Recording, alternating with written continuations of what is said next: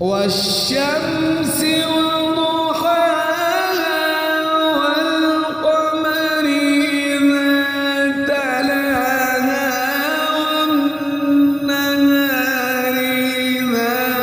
جلاها والليل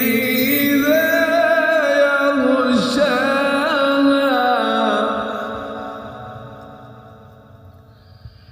والليل إذا يغشاها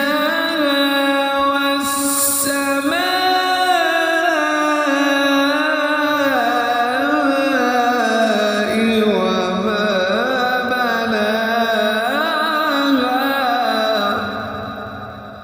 والأرض وما طحاها ونفس وما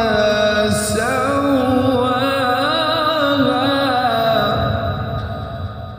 فألهمها